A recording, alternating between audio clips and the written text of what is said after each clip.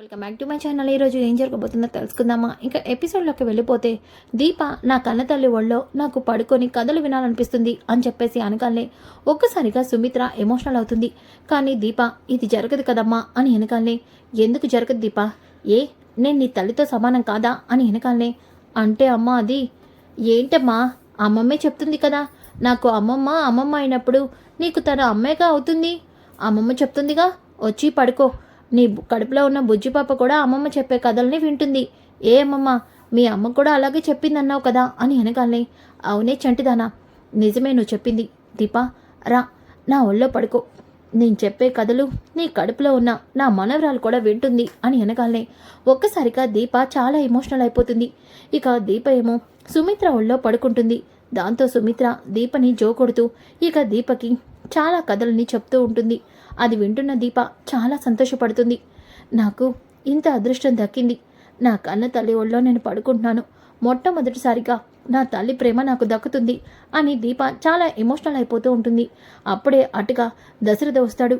ఒక్కసారిగా సుమిత్ర ఒళ్ళో దీప పడుకోవడం చూసి ఎమోషనల్గా నా కూతురు ఇన్నాళ్ళకి తన కన్న తల్లి ప్రేమని పొందుతుంది అని చెప్పేసి మనసులో చాలా సంతోషపడుతూ వెంటనే కార్తీక్ దగ్గరికి వెళ్తాడు. ఇక కార్తీక్ ఏంటి మావయ్య వెళ్దామా, తాత మన కోసం వెయిట్ చేస్తూ ఉంటాడు, తాత గదిలోకి వెళ్ళి పడుకుందామా అని వెనకాలే నువ్వు ముందు వెళ్లాల్సింది నాన్న గదికి కాదురా, నీకొక విషయాన్ని చూపిస్తాను రా అని వెనకాలే ఏమైంది మావయ్య, రారా నేను చెప్తాను కదా అని చెప్పేసి దశరథ కార్తీక్ని తీసుకొని ఇక సుమిత్ర గది దగ్గరికి వస్తాడు.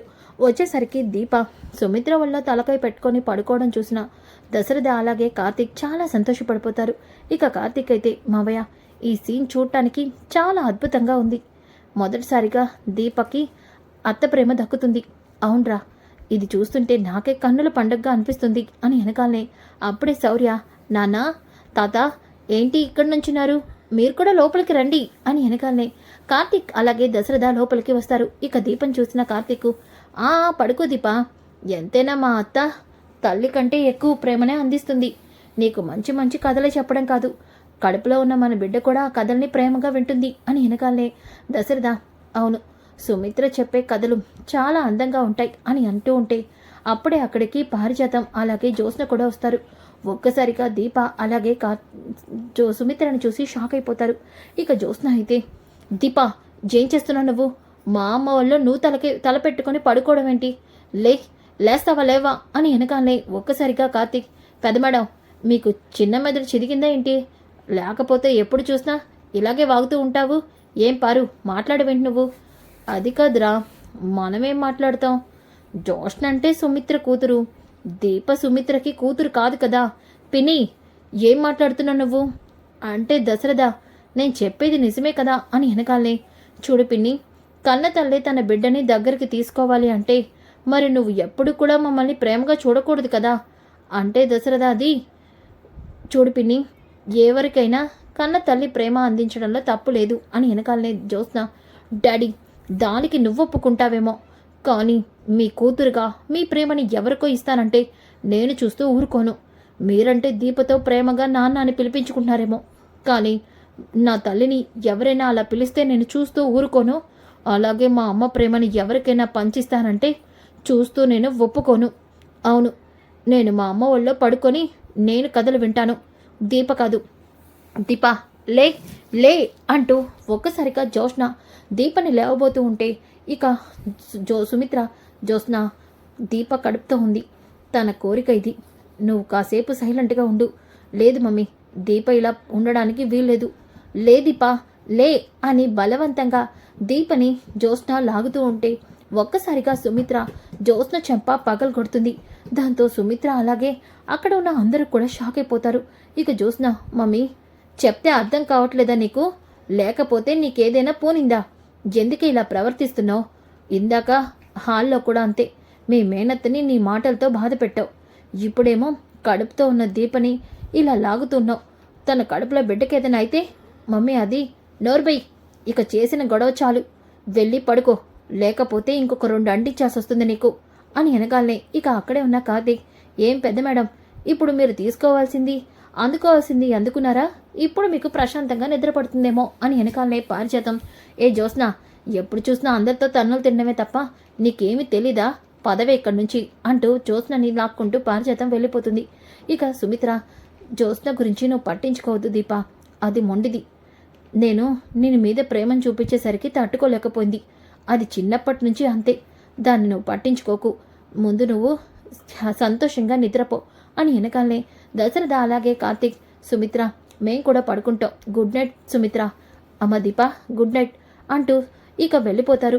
కార్తీక్ కూడా వాళ్ళకి గుడ్ నైట్ చెప్పి వెళ్ళిపోతాడు. ఇక జ్యోత్స్న అయితే, గ్రాని ఓ దీపని చూస్తుంటే నా కొళ్ళంతా మండిపోతుంది. నీకు ఒళ్ళే మండిపోతుంది, నాకైతే దాన్ని ఏదైనా చేసేయాలనిపిస్తుంది. కానీ మనం ఏం చేయలేకపోతున్నాం కదా గ్రాని. చెయ్యాలి, ఏదైనా ఓర్పు సహనంతో చెయ్యాలి. ఇదిగో ఇలా ఆవేశంతో వెళ్తే అలా చెంపదెబ్బలే మిగులుతాయి. గ్రాని, నువ్వు దెప్పి పొడుస్తున్నావా? దెప్పి పొడవటం కాదే, నేను చెప్పేది నిజం. చూడు, నువ్విలాగే ప్రవర్తిస్తే సుమిత్ర సపోర్ట్ నీకుండేది. కొన్ని రోజులైతే ఆ సపోర్ట్ కూడా నీకుండదు. అప్పుడు వాళ్ళందరూ కలిసి సుమిత్రకి దీపే అసలైన వారసురాలని చెప్పేస్తారు. అప్పుడు నీకు మిగిలేది చిప్ప మాత్రమే. అందుకే నేను చెప్పేది విను. ముందు దీపని ఓడించి సీఈఓ అవ్వు. ఆ తర్వాత ఈ ఆస్తి ఎలా దక్కించుకోవాలో నేను చెప్తాను. సరే గ్రాని, సరే. మీ అత్త నీకు రూమ్లో నీకోసం వెయిట్ చేస్తూ ఉంటుంది, పద. నువ్వే అనవసరంగా తగిలించుకున్నావు అని వెనకాలనే కాంచన ఇక బెడ్ మీద పడుకొని జ్యోత్స్న కోసమే ఎదురు చూస్తూ ఉంటుంది. అప్పుడే జ్యోత్స్న రాగాలనే, వచ్చేసావా మేనకోళ్ళ? నువ్వెప్పుడొస్తావా అని చూస్తున్నాను. నువ్వేంటత్త నా గదిలో? చెప్పాను కదా నీకు తోడుగా నేను ఉంటానని. అత్త, నాకు పక్కన ఎవరైనా ఉంటే నిద్ర రాదు. నాకొస్తుందిలే మేనకోళ్ళ అని వెనకాలనే, నేను సోఫాలో పడుకుంటాను. పడుకో, దానికి నా పర్మిషన్ ఎందుకు అని వెనకాలనే ఇక కాంచన లైట్ ఆఫ్ చేస్తుంది. లైట్ ఆన్ చెయ్యి, నేను ఇప్పుడే పడుకోను, నాకు నిద్ర వస్తుంది మేనకోళ్ళ అంటూ కాంచన లైట్ ఆఫ్ చేస్తుంది. ఇక జ్యోత్స్న అయితే కాంచన బాగా గురకలు పెట్టడం విని, బాబోయ్ ఏంటి కర్మ నాకు, అనవసరంగా నేను దీపని భావని వేరు చేద్దామని ఇలా ఇరుక్కుపోయాను అని చెప్పేసి రాత్రంతా కాంచన గొరకల వల్ల జ్యోత్స్నకి నిద్ర పట్టదు. ఇక సోఫాలోనే జ్యోత్స్న పడుకుండిపోతుంది. ఇక ఉదయం అవుతుంది. ఉదయం అయిన తర్వాత దీప అలాగే కార్తీక్, శౌర్య టిఫిన్ చేస్తూ ఉంటారు. అప్పుడే అక్కడికి జ్యోత్స్న వస్తుంది. ఏంటి పని వాళ్ళు ఓనర్ల కంటే ముందుగానే టిఫిన్ తినేస్తున్నారు? మీరు కొత్తగా నేర్చుకున్నారా ఏంటి అని అనగానే అప్పుడే జ్యోత్స్న అన్న మాటని సుమిత్ర వింటుంది. జ్యోత్స్న, నీకు ఇందాకే చెప్పాను, అయినా నీకు బుద్ధి రాదా? మారవా నువ్వు అంటే? అది మమ్మీ, దీప నోర్బై, దీప ఇప్పుడు పని మనిషి కాదు. దీప నీతో పాటు సమానమైన పొజిషన్లో ఉంది. మీ ఇద్దరి మధ్య పోటీ జరుగుతుంది, మర్చిపోయావా? ఒకవేళ ఆ పోటీలో గెలిస్తే దీపే సీఈఓ. మమ్మీ, అది ఇక ఏం మాట్లాడద్దు. ఆకలిస్తే నువ్వు కూడా కూర్చొని టిఫిన్ చెయ్యి. ఏం పెద్ద మేడం, తింటారా లేదంటే కడుపు నిండిపోయిందా? నిండిపోయింది బావా, తమరొస్తే బయలుదేరదాం అని వెనకాలనే సరే పెద్ద మేడం అని చెప్పేసి కార్తీక్ అలాగే శౌర్య దీప టిఫిన్ తినేస్తారు. ఇక శౌర్య, అమ్మా నేను కూడా మీతో పాటు రెస్టారెంట్కి రానా? వద్దమ్మా, అక్కడ కొన్ని భూతాలుంటాయి, వాటిని చూస్తే నువ్వు భయపడతావు అని చెప్పి జ్యోత్స్న వైపు చూస్తాడు. ఇక శౌర్య, జో ఉందిగా, తనకంటే భయంకరమైన భూతం ఉంటుందా అని అనగానే, ఏయ్ నన్నే అంటావా అని జ్యోత్స్న అంటుంది. ఇంతలోకి దీప అలాగే కార్తీక్ ఇక జ్యోత్స్న, దశరథ, శివనారాయణ అందరూ కూడా ఆఫీస్కి అయితే బయలుదేరుతారు. ఇక ఆఫీస్కి రాగానే అక్కడ చాలామంది ఎంప్లాయీస్ వెయిట్ చేస్తూ ఉంటారు. అది చూసిన జ్యోత్స్న అలాగే కార్తీక్ ఇక దీప, వీళ్ళందరూ ఎవరు అని చెప్పేసి అనగానే దశరథ, దీప అలాగే జ్యోత్స్న ఇప్పుడు సీఈఓ గురించి ఇద్దరి మధ్య పోటీ జరుగుతుంది కదా, నాన్న వీళ్ళిద్దరికీ పిఏ ఉంటే మంచిదని చెప్పాడు. అందుకే వీళ్ళకి కోసం పిఏ సెలక్షన్ కోసం ఇంటర్వ్యూ అప్లై చేశాం. దానికోసం వచ్చిన వాళ్ళే వీళ్ళంతా అని అనగానే జ్యోత్స్న గట్టిగా నవ్వుతూ ఉంటుంది. దాంతో దశరథ, జ్యోత్స్న, డాడీ నాకంటే చదువుంది. ఇప్పుడు నువ్వు ఇక్కడ వచ్చిన వాళ్ళందరినీ నేను ఇంటర్వ్యూ చేసి నాకు తగ్గ వాళ్ళని నేను పిఏగా సెలెక్ట్ చేయగలను. కానీ దీపకేమొచ్చు? దీప 5th క్లాస్ చదువుకుంది. దీప ఇంటర్వ్యూ చేసేవాడు ఏ 1st క్లాసో 2nd క్లాసో ఎల్కేజీ చదివిన వాడై ఉండాలి. మరి ఇప్పుడు ఇక్కడ ఉన్న వాళ్ళందరూ కూడా ఎల్కేజీ యూకేజీ చదివిన వాళ్ళు ఎవరైనా ఉన్నారా అని అనగానే, మేడం అంత చదువుకున్న వాళ్ళకి ఇంత పెద్ద రెస్టారెంట్లో ఉద్యోగం ఎలా ఇస్తారు అని అక్కడున్న ఎంప్లాయీస్ అడుగుతారు. దాంతో జ్యోత్స్న, ఇవ్వరు, కానీ ఇక్కడ 5th క్లాస్ చదివే అమ్మాయికే మీరు పిఏ సెలక్షన్కి వచ్చారు అని అనగానే ఇక అక్కడున్న ఎంప్లాయీస్, సారీ అండి, మేమేదో ఇక్కడ సీఈఓకి పిఏ అంటే వచ్చాం, అంతేగాని 5th క్లాస్ వాళ్ళకి పిఏగా ఎలా ఉంటాం అని అనగానే ఇక కార్తీక్, అవునా, మీరు 5th క్లాస్ చదివిన వాళ్ళకి పిఏగా ఉండరా? ఉండనప్పుడు మీరు ఇక్కడెందుకు ఉండాలి? ఇక్కడ ఉండాల్సిన అవసరమే లేదు. మీరు అందరూ వెళ్ళిపోవచ్చు అని వెనకాలనే ఇక అక్కడున్న వాళ్ళందరూ కూడా వెళ్ళిపోతూ ఉంటారు. కానీ అక్కడ సూరజ్ మాత్రం కూర్చొనే ఉంటాడు. సూరజ్ని చూసిన జ్యోత్స్న షాక్ అయిపోతుంది.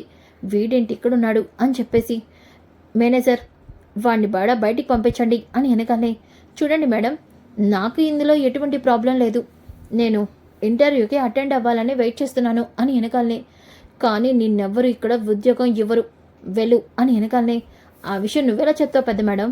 దీప చెప్పాలి అని వెనకాలనే ఇక దీప సూరజ్ని పిఏగా తీసుకోవడంలో నాకు ఎటువంటి సమస్య లేదు నాన్న, నేను సూరజ్ని పిఏగా తీసుకుంటాను అని చెప్పేసి అంటుంది. దాంతో దశరథ, అయితే నువ్వు తీసుకోవచ్చు దీప.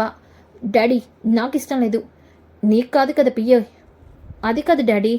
ఏం పెద్ద మేడం భయపడుతున్నావా ఏంటి సూరజ్ని చూసి? సూరజ్ నిన్న ఫుట్పాత్ మీద నువ్వు స్టాల్ తీయించేశావని మళ్ళీ నీకేదైనా కౌంటర్ ఇస్తాడని భయపడుతున్నావా? నాకు అంత భయం ఉంటే వీడిని నేనెందుకు వద్దంటాను బావా? దీపై నాకు ముందు గెలవలేదు, వీడు ఒక లెక్క ఏంటి అని చెప్పేసి అంటుంది. ఇక సూరజ్ అయితే, థ్యాంక్స్ బ్రో, జ్యోత్స్న మీద నేను ఎలా అయినా రివెంజ్ తీర్చుకోవాలనుకున్నాను. ఈ అవకాశాన్ని మాత్రం వదులుకోను. చూడు బ్రో, నువ్వు ఈ అవకాశాన్ని వదులుకో. మాకు జ్యోత్స్న గురించే నేను ఇక్కడికి తీసుకొచ్చాను. అలాగే దీపకి నువ్వు పిఏగా ఉంటే ఖచ్చితంగా దీప ఆలోచనలకి నీ ఆలోచనలు తోడవుతాయి అని చెప్పేసి కార్తీక్ అంటాడు. ఇక సూరజ్ అలాగే దీప ఇద్దరు కూడా ఒకటవుతారు. ఇక జ్యోత్స్న అయితే బావ ఏదో ప్లాన్ చేస్తున్నాడు, ఆ సూరజ్ కంటే తెలివైన వాడిని నేను పియ్యగా పెట్టుకుంటానని వాళ్ళు అనుకుంటారు. కానీ నా గురించి నా మేధావికి నేను ఒక్కదాన్ని చాలు, ఎవ్వరూ కూడా నాకు తోడవసరం లేదు అని చెప్పేసి జ్యోత్స్న అనుకుంటుంది. ఇంకా ఒక పక్కన జ్యోత్స్న అయితే తన రెస్టారెంట్కి వెళ్తుంది. ఇక రెస్టారెంట్ అన్నింటినీ కూడా చెక్ చేస్తూ అక్కడ ఉన్న ఫుడ్ రేట్స్ అన్నీ కూడా పెంచమని చెప్తుంది. ఇక మేనేజర్, మేడం ఇప్పటికే మన కౌంటింగ్ చాలా తక్కువ మంది వస్తున్నారు, రేట్లు పెంచితే తక్కువతో ఇంకా రారు కదా మేడం. చూడు, రేట్లు పెంచితే తక్కువ మంది రావటం కాదు, వచ్చిన తక్కువ వాళ్ళ వల్లైనా మనకి ప్రాఫిట్ ఎక్కువ వస్తుంది. నేను చెప్పింది చెయ్యి, అలాగే దీని వాకింగ్ని ఎలా పెంచాలో నాకు బాగా తెలుసు అని చెప్పేసి జ్యోత్స్న ఇక అక్కడ ఒకటి రాస్తుంది. అది చూసిన కార్తీక్, ఏంటి పెద్ద మేడం మీ బ్రెయిన్ చాలా బాగా పనిచేస్తుంది. ఏం బావా, నీ భార్య ఇంత తెలివిగా ఆలోచించలేదని ఫీల్ అవుతున్నావా? నాకు తెలిసి నువ్వే ఇలాంటి ప్లాన్ వేసావంటే అక్కడ నా భార్య దీప ఇంకెంత పెద్ద మంచి ప్లాన్ వేసి ఉంటుందో అని కార్తీక్ అనగానే ఇక జ్యోత్స్న, అంత లేదు, అక్కడ ఏం జరుగుతుందో నాకు బాగా తెలుసు అని చెప్పేసి జ్యోత్స్న మనసులో అనుకుంటుంది. ఇంకా ఒక పక్కన దీప అలాగే సూరజ్ అయితే రెస్టారెంట్ దగ్గరికి వస్తారు. కానీ రెస్టారెంట్లో అస్సలు జనాలే ఉండరు.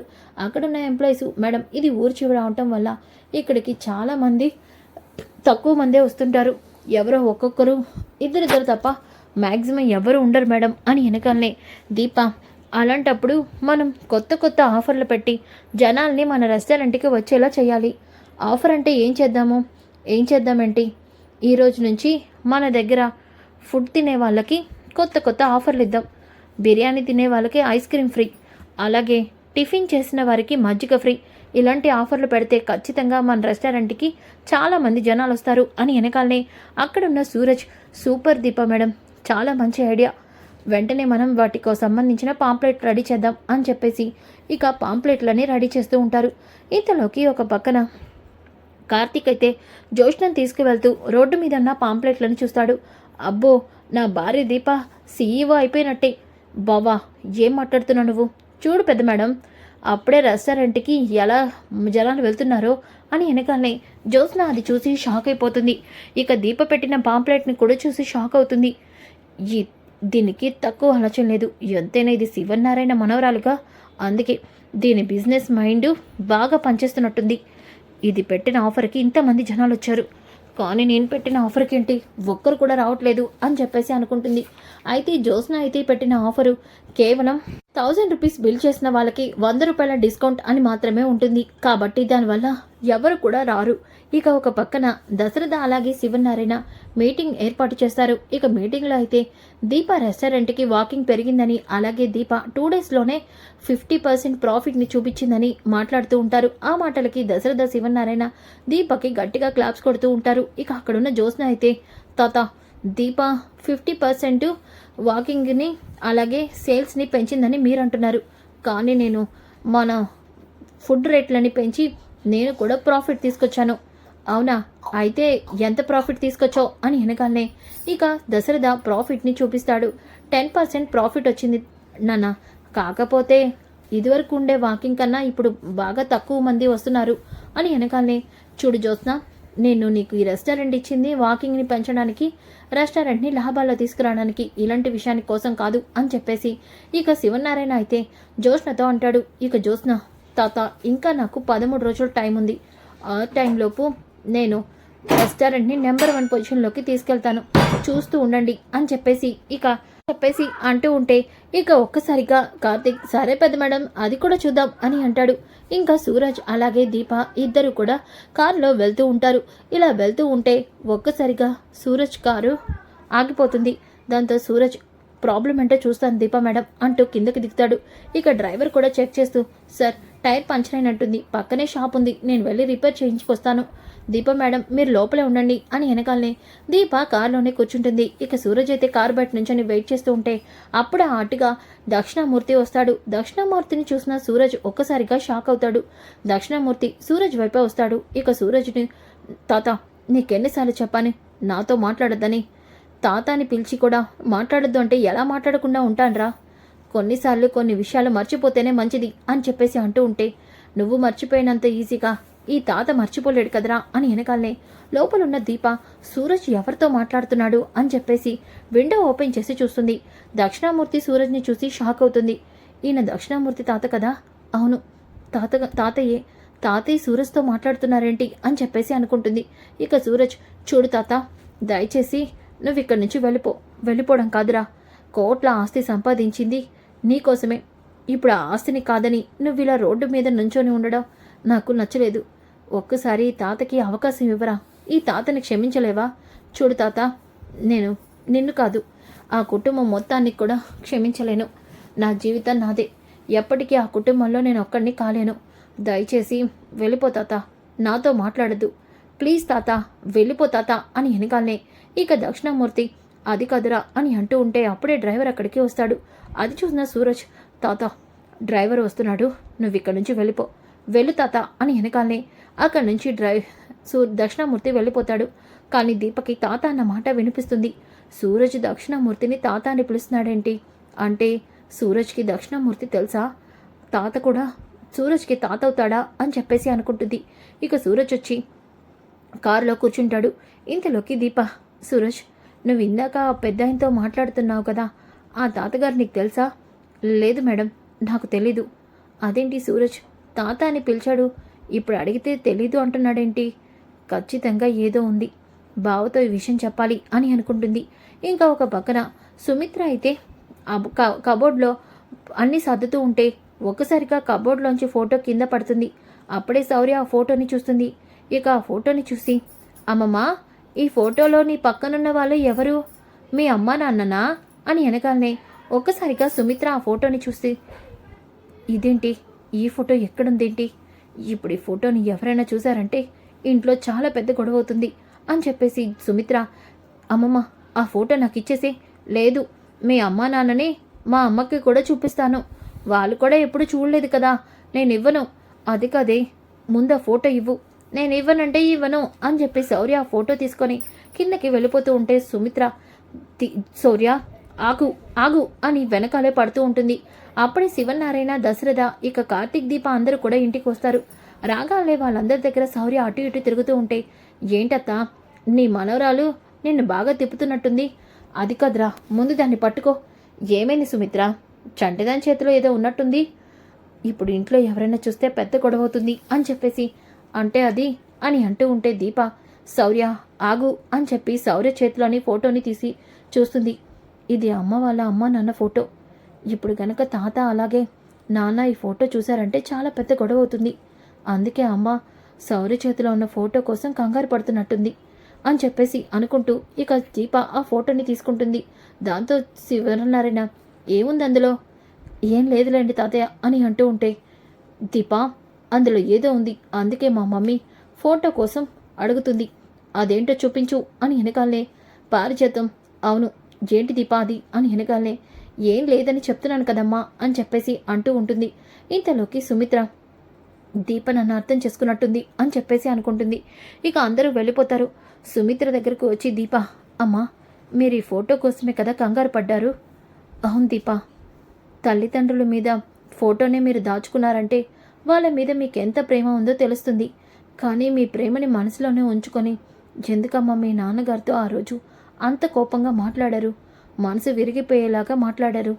చెప్పండమ్మా, ఎందుకు ఇలా మాట్లాడారు? కొన్నిసార్లు మన ప్రేమను మన బంధాల కోసం మన కన్న వాళ్ళని మర్చిపోవాలి దీప అంటూ సుమిత్ర ఎమోషనల్ అయిపోతూ దీపని హక్ చేసుకుంటుంది. సో ఫ్రెండ్స్, అప్కమింగ్ ఎపిసోడ్ చాలా ఇంట్రెస్టింగ్గా ఉంటుంది. Don't miss. ఈ వీడియో నచ్చితే లైక్ చేయండి, షేర్ చేయండి. Thanks for watching.